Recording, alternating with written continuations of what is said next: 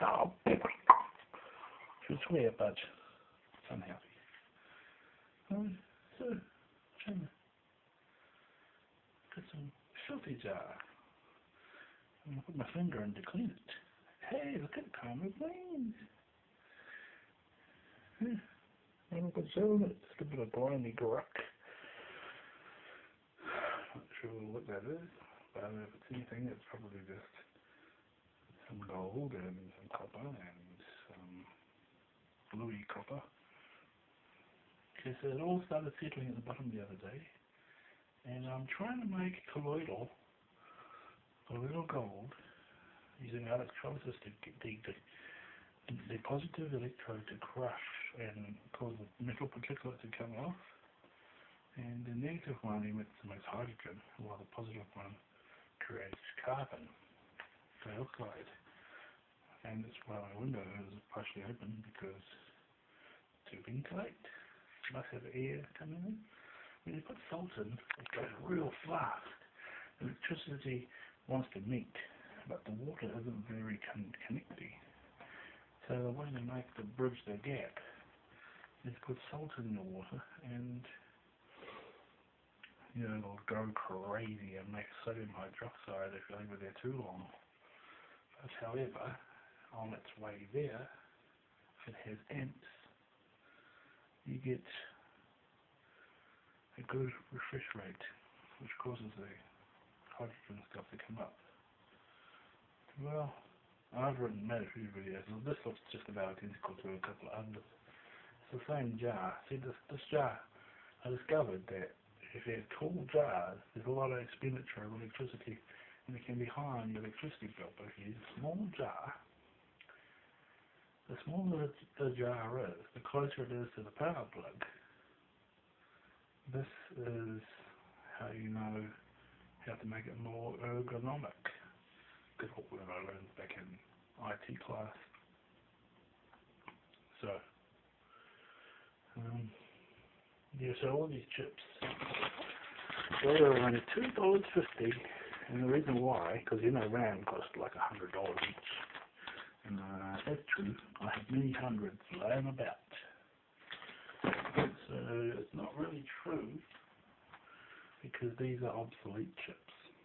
Obsolete chips just happen to use bigger gold chunks. This one's not so obsolete, it's more recent.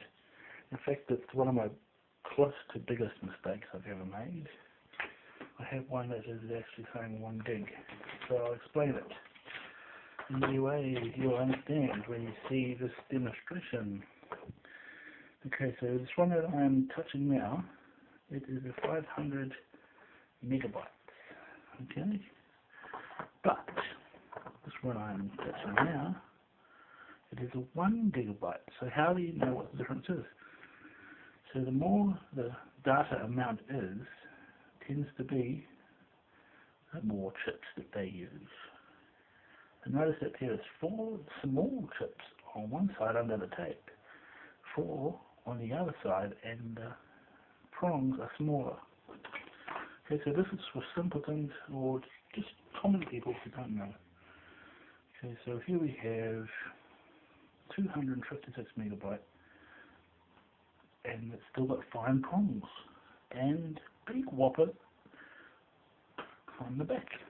And a similar 200 megabyte 256, and it has a lot of gold still on it.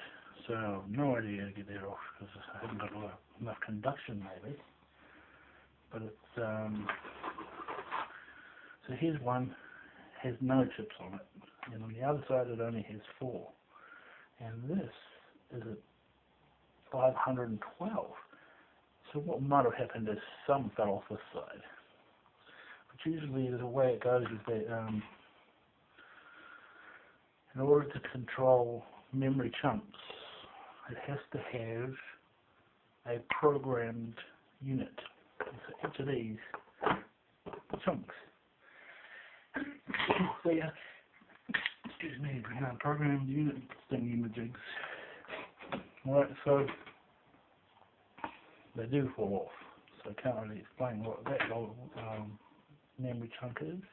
This one has 4 on one side, nothing because they've fallen off. Here's at the 512. So really, it's all about how many of those, what's that word? It's like radio or reactor, but it's not that word at all. Capacitor. There's the word capacitor, that's in my head for some reason. This one has 4 and 4, and it's a 500 and something, 512 usually, megabytes. So what it is nowadays they have 8 gigabyte computers. The RAM is the clown who is juggling pineapples, and each pineapple is one of these chips, or a segment of these chips, and they call that cache. 10% of a system usually, around about that, and then they juggle it. Some clever guy in Wellington told me that. He said that computers must have cache space, and it's 10% in most computers, and they must juggle. So that if you put a packet, so like here's 1% of the 4 and 4, that's 8, so it's one of the 10% of the 80. They always have 20 doing something else.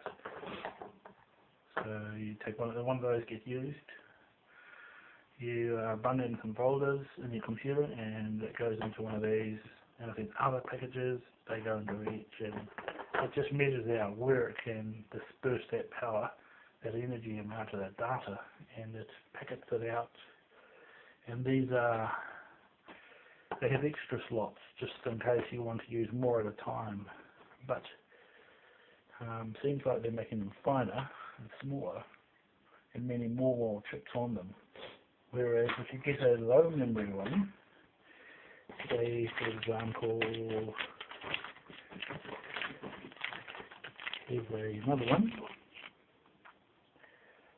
It's a low one and it has none on the back, but chips on the front. So that's a very obsolete one. And I'll see how these are.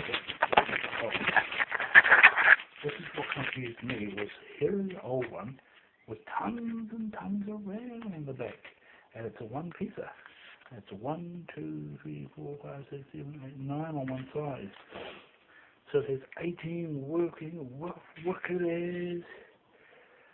You're not supposed to touch RAM with your hands, especially how touching the chips.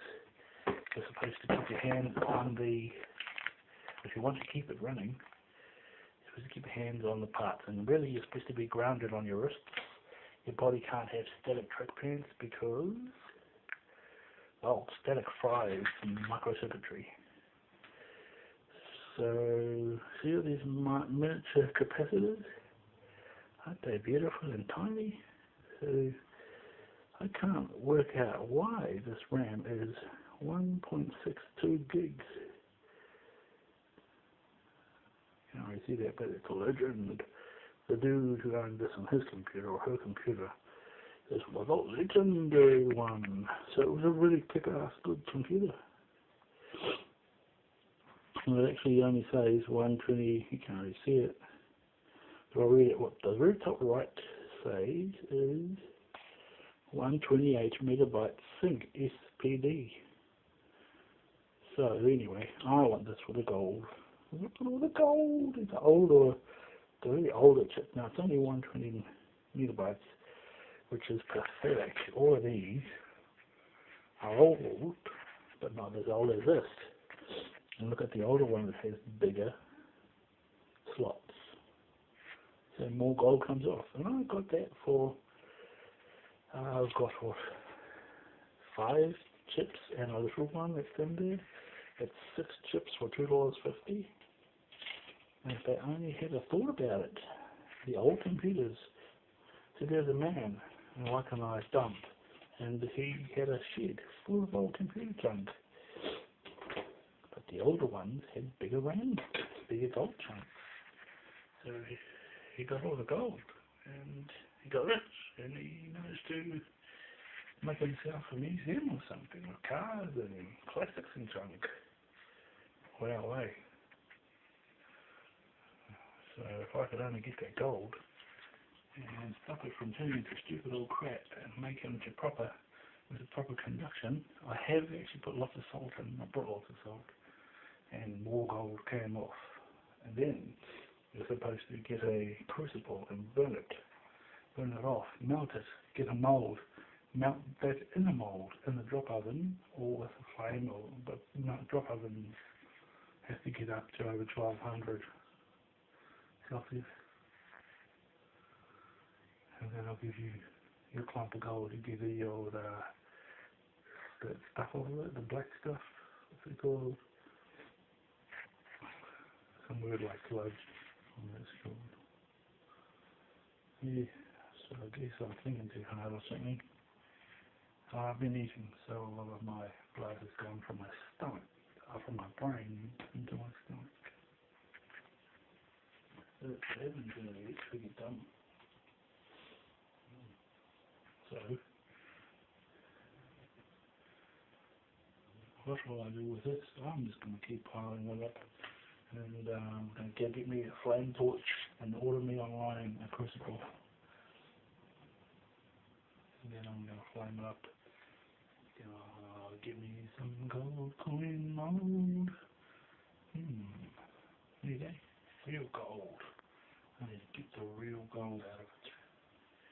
I attempted to get some of these ones again and try it again with gold.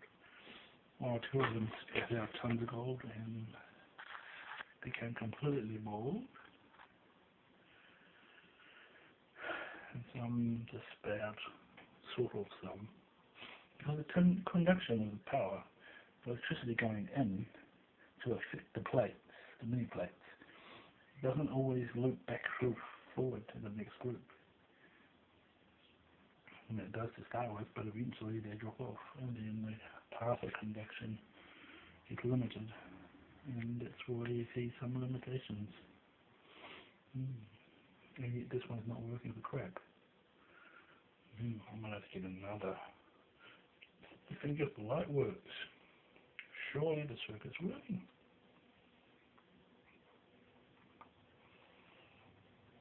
So I must be careful to keep the positive and negative from crossing, or it will create a fire or a hazard.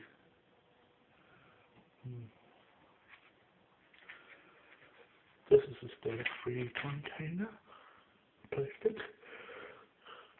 If I was to keep those RAM, I would have to keep them insulated from my own static from my body. Right? That's enough.